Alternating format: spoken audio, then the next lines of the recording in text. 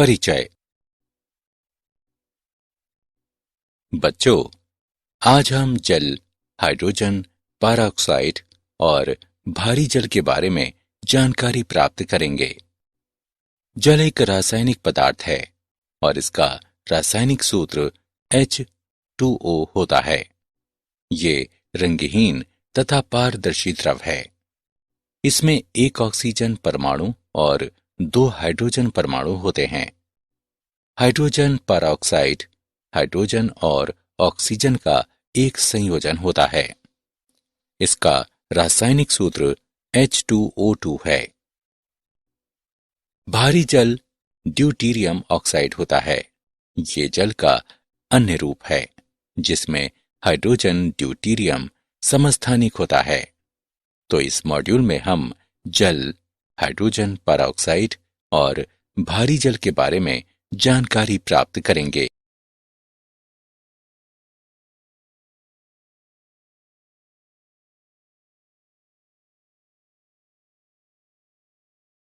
उद्देश्य। इस पाठ के अंत में आप निम्न करने में सक्षम हो जाएंगे। जल के भौतिक एवं रासायनिक गुणधर्मों पर चर्चा करना, बर्फ एवं जल की संरचना पर चर्चा करना, कठोर एवं मृदु जल में विभेद करना, हाइड्रोजन पेरोक्साइड के विरजन की विधियों की व्याख्या करना तथा इसके भौतिक एवं रासायनिक गुणधर्मों पर चर्चा करना, भारी जल को परिभाषित करना तथा ईंधन के रूप में डाई हाइड्रोजन के बारे में चर्चा करना।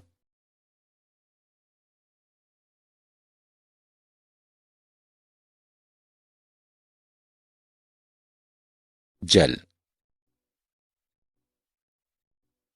जल सभी रासायनिक यौगिकों में सबसे सामान्य, प्रचुर एवं आसानी से पाया जाने वाला यौगिक है।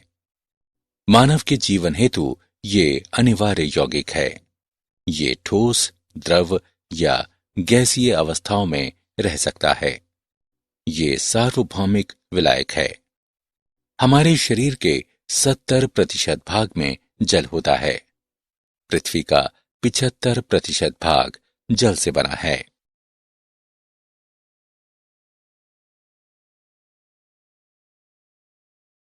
जल के भौतिक गुणधर्म।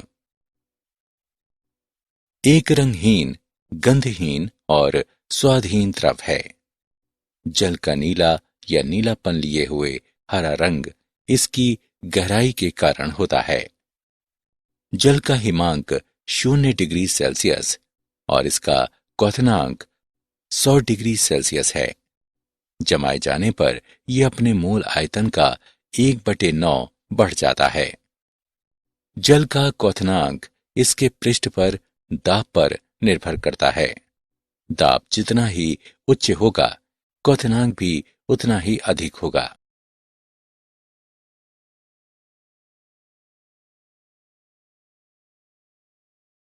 जल की संरचना। जल के अणु में 2 हाइड्रोजन परमाणु तथा 1 ऑक्सीजन परमाणु होते हैं। इसमें उच्च ध्रुवीयता होती है। तीनों परमाणु एक कोण HOH कोण बनाते हैं जो लगभग 104.5 डिग्री का होता है। प्रत्येक हाइड्रोजन परमाणु का केंद्र ऑक्सीजन परमाणु के केंद्र से लगभग 95.7 पिकोमीटर होता है। चूंकि ऑक्सीजन हाइड्रोजन की तुलना में अधिक वैद्युत ऋणात्मक होती है, इसलिए हाइड्रोजन परमाणुओं पर आंशिक धनावेश तथा ऑक्सीजन परमाणु पर आंशिक ऋणावेश होता है। आवेश का ये पृथक्करण अणु पर नेट द्विध्रुव आघूर्ण उत्पन्न करता है। बर्फ जल का ठोस रूप है और बर्फ का घनत्व जल की अपेक्षा कम होता है।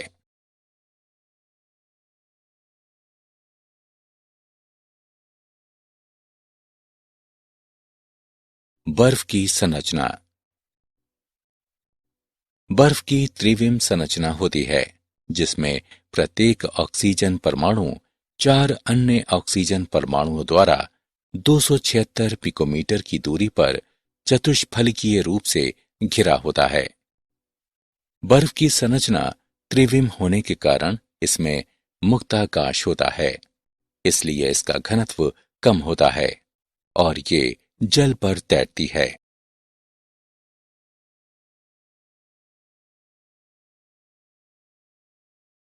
जल के रासायनिक गुणधर्म। उभयधर्मी प्रकृति। अम्ल तथा क्षार दोनों रूपों में कुछ रसायनों द्वारा व्यवहार करने की क्षमता उभयधर्मिता कहलाती है। यदि कोई क्षार जैसे कि NH3 उपस्थित है तो जल एक अम्ल की भांति व्यवहार कर सकता है और इस क्षार को एक प्रोटॉन प्रदान करके अभिक्रिया करता है। यदि कोई अम्ल जैसे कि H2S उपस्थित है तो जल एक क्षार के रूप में व्यवहार कर सकता है और उस अम्ल से एक प्रोटॉन प्राप्त करते हुए प्रतिक्रिया करता है। जल का स्वयं आयनीकरण जल द्वारा अम्ल या क्षार के रूप में अभिक्रिया करने की सामर्थ्य का एक अन्य उदाहरण है। जल की अपचयन अभिक्रियाएं।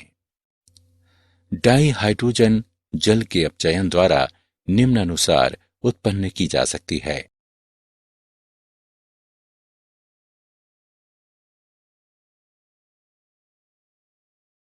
जल के रासायनिक गुणधर्म। जल अपघटन अभिक्रिया। नए यौगिक बनाने के लिए यौगिकों की जल के साथ अभिक्रिया जल अपघटन कहलाती है। उदाहरण के लिए डाई नाइट्रोजन पेंटॉक्साइड जल से अभिक्रिया करके नाइट्रिक अम्ल बनाता है। हाइड्रेट्स बनना। जल धातु लवणों के साथ हाइड्रेट्स बनाता है। ये 3 मुख्य प्रकार के होते हैं। उपसह संयोजित जटिल यौगिक। उदाहरण के लिए निकेल 2 नाइट्रेट हेक्साहाइड्रेट H2O के O अणुओं धातु आयनों के बीच उपसह संयोजी बंध बनाता है। H आबंधित। उदाहरण के लिए कॉपर सल्फेट पेंटाहाइड्रेट अंतराकाशी हाइड्रेट। कुछ यौगिकों में जल अंतराकाशी रूप में उपस्थित रहता है।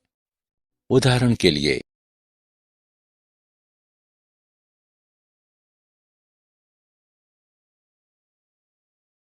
कठोर एवं मृदु जल। कठोर जल Ca2+, Mg2+ और Fe2+ के विलयशील लवणों वाला जल कठोर जल कहलाता है। ये साबुन के साथ पर्याप्त झाग नहीं बनाता। मृदु जल। इसमें कैल्शियम, मैग्नीशियम, आयरन के विलयशील लवण नहीं होते।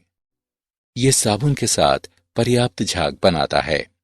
ये Ca की घात 2+ और Mg की घात 2+ के बाइकार्बोनेटों, सल्फेटों और क्लोराइडों से मुक्त होता है। फैटी अम्ल। ऐसे अम्ल जिनमें उच्चतर एल्किल श्रृंखला होती है फैटी अम्ल कहलाते हैं। उदाहरण के लिए C15, H31, COOH और C17, H35, COOH। कठोर जल साबुन से अभिक्रिया करके अवक्षेप बनाता है। कठोर जल की साबुन के साथ अभिक्रिया।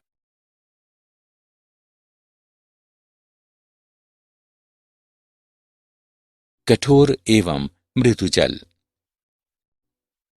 जल की कठोरता 2 प्रकार की होती है। अस्थायी कठोरता। ये कैल्शियम तथा मैग्नीशियम के बाइकार्बोनेटों की उपस्थिति के कारण होती है। इसे निम्न द्वारा हटाया जा सकता है। क्वथन द्वारा विलय बाइकार्बोनेट अविलय कार्बोनेटों में बदलकर निक्षेपित हो जाता है।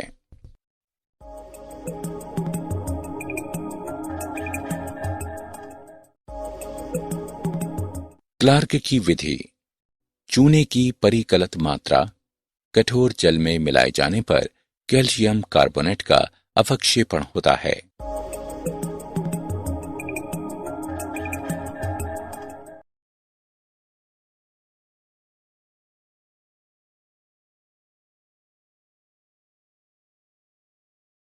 स्थायी कठोरता। ये कठोरता Ca की घात 2+ Mg की घात 2+ और Fe की घात 2+ के क्लोराइडों तथा सल्फेटों की उपस्थिति के कारण होती है। इसे निम्न द्वारा हटाया जा सकता है। धावन सोडा यानी सोडियम कार्बोनेट से उपचारित करके।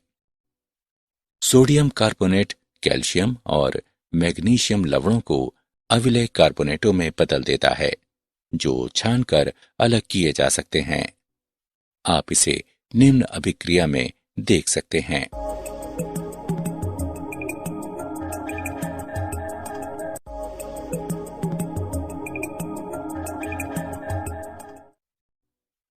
कैलगॉन विधि। ये सोडियम हेक्सामेटाफॉस्फेट होता है। ये ऋणायन संकुल यानी Mg की घात 2+ और Ca की घात 2+ को विलयन में रखता है।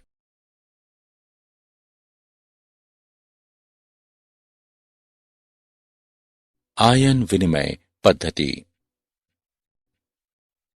जियोलाइट या जलयुक्त सोडियम एल्यूमिनियम सिलिकेट परम्यूटेट यानी NaAlSiO4 3H2O कहलाता है और Ca की घात 2 धन तथा Mg की घात 2 धन को हटाने में काम आता है।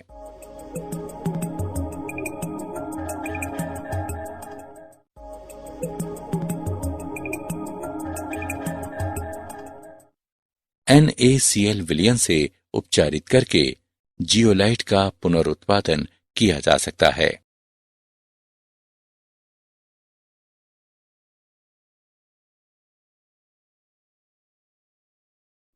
संश्लेषित रेजिन पद्धति। संश्लेषित रेजिन विधि। संश्लेषित धनायन विनियमकों के उपयोग द्वारा कठोर जल को मृदु किया जा सकता है। ये विधि जियोलाइट या परम्यूटेट की तुलना में अधिक प्रभावी है। ये धनायन विनियामक बड़े कार्बनिक अणु होते हैं, जिनमें सल्फोनिक अम्ल समूह होते हैं। आयन विनिमय रेजिन को पहले NaCl विलयन से उपचारित करते हुए सोडियम में बदला जाता है और फिर जल के मृदुकरण हेतु प्रयुक्त किया जाता है।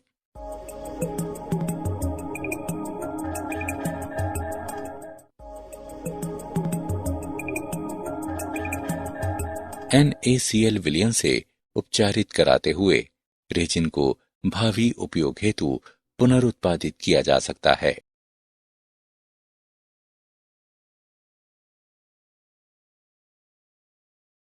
हाइड्रोजन पेरोक्साइड H2O2 विरचन। हाइड्रोजन पेरोक्साइड को जलयुक्त बेरियम पेरोक्साइड पर सल्फ्यूरिक अम्ल या फास्फोरिक अम्ल की क्रिया द्वारा विरचित किया जा सकता है।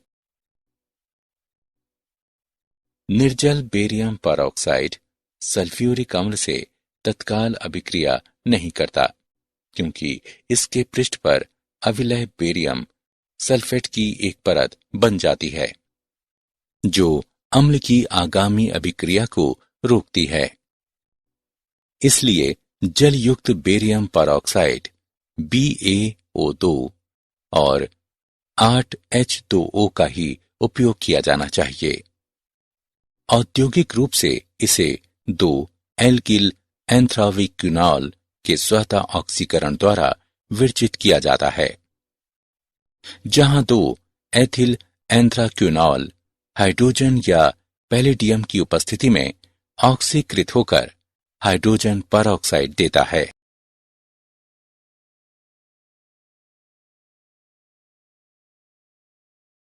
भौतिक गुणधर्म। हाइड्रोजन परऑक्साइड एक पारदर्शी और रंगहीन द्रव होता है। इसमें हल्की तिक्त गंध होती है। हाइड्रोजन परऑक्साइड एक बहुउपयोगी तथा पर्यावरण अनुकूल रसायन है, जिसके व्यापक अनुप्रयोग हैं। संरचना। हाइड्रोजन परऑक्साइड की संरचना असमतलीय होती है। गैसीय प्रावस्था में द्वितल कोण 111.5 डिग्री होता है। ठोस प्रावस्था में 110 केल्विन पर द्वितल कोण 90.2 डिग्री होता है।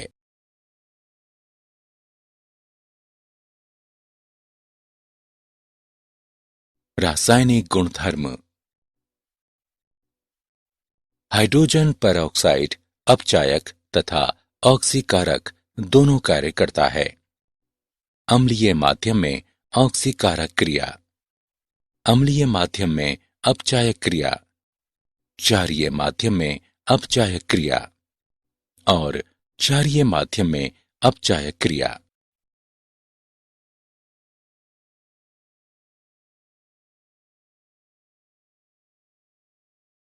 भंडारण। हाइड्रोजन परऑक्साइड को छतयुक्त अग्निरोधी कक्षों में रखा जाना चाहिए, जहां इसे ठंडा और सीधी धूप से सुरक्षित रखा जा सके।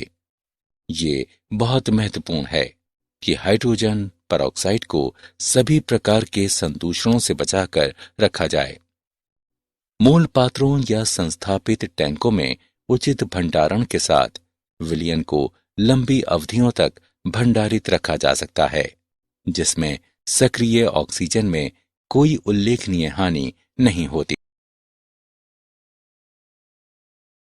उपयोग। इसे पूर्तिरोधी के रूप में तथा माउथ वॉश के रूप में उपयोग किया जाता है।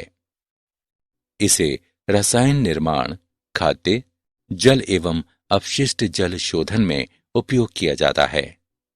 इसे जैव अपशिष्ट शोधन में भी उपयोग किया जाता है, जहां जैव उपचार संयंत्रों के ओवरलोड के कारण ऑक्सीजन का अभाव रहता है। इसे फॉर्मेल्डिहाइड्स, फिनॉल्स, कार्बनिक क्लोरीन यौगिकों इत्यादि के ऑक्सीकरण में उपयोग किया जाता है। भारी जल D2O। भारी जल भारी हाइड्रोजन का ऑक्साइड है, जो ड्यूटीरियम ऑक्साइड भी कहलाता है। भारी जल की खोज का श्रेय उरे को प्राप्त है, जिसने सबसे पहले सिद्ध किया कि सामान्य जल के 6000 भाग में भारी जल का लगभग 1 भाग होता है। भारी जल का प्रदर्शन। पहले पानी से भरे 2 बीकर लें। नीले रंग का एक बर्फ का टुकड़ा पहले बीकर में डालें और देखें कि बर्फ पानी पर तैरती है। दूसरे बीकर में D2O भारी जल के लाल रंग का बर्फ का एक टुकड़ा डालें। आप देखेंगे कि वो बर्फ का टुकड़ा पानी में डूब जाता है। ऐसा इसलिए होता है क्योंकि ड्यूटीरियम हाइड्रोजन की अपेक्षा भारी समस्थानिक है और ये जल के भौतिक एवं रासायनिक गुणधर्म परिवर्तित कर देता है। डाई हाइड्रोजन ईंधन के रूप में। हाइड्रोजन को ऊर्जा के स्रोत के रूप में उपयोग किया जा सकता है। हाइड्रोजन को बड़ी मात्राओं में वैद्युतिक रूप से उत्पादित करना तथा निर्वातरोधी क्रायोजेनिक टैंकों में द्रव रूप में भरकर संचित किया जाना तथा अंतरिक्ष कार्यक्रमों में इसका उपयोग किया जाना इसमें शामिल है। हाइड्रोजन ऊर्जा का भावी स्रोत हो सकता है।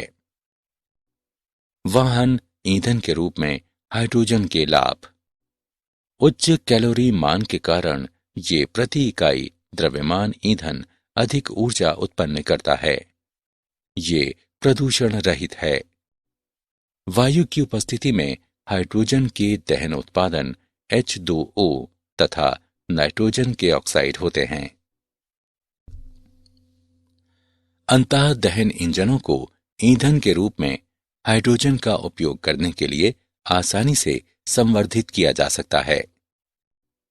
70 से 85% दक्षता के साथ विद्युत शक्ति उत्पन्न करने वाले ईंधन सेल अंतरिक्ष यानों में वाणिज्यिक रूप से सफलतापूर्वक प्रचालित किए जाते हैं।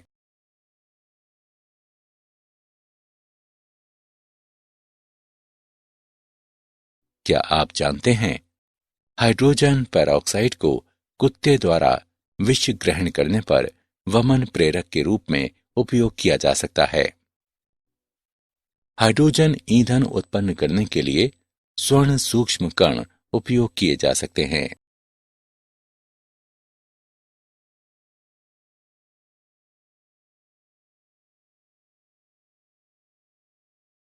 सारांश। आइए हमने जो कुछ सीखा है उसे संक्षेप में दोहराएं।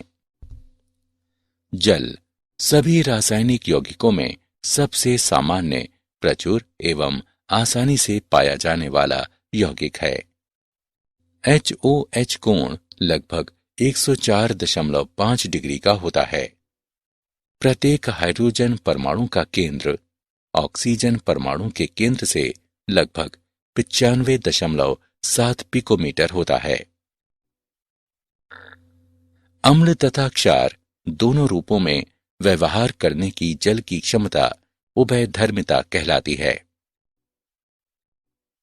Ca की घात 2+, Mg की घात 2+ और Fe की घात 2+ के विलयशील लवणों वाला जल कठोर जल कहलाता है। कैल्शियम, मैग्नीशियम, आयरन के विलयशील लवणों से रहित जल साबुन के साथ पर्याप्त झाग बनाता है। ये Ca की घात 2+ और Mg की घात 2+ के बाइकार्बोनेटों, सल्फेटों, क्लोराइडों से मुक्त होता है।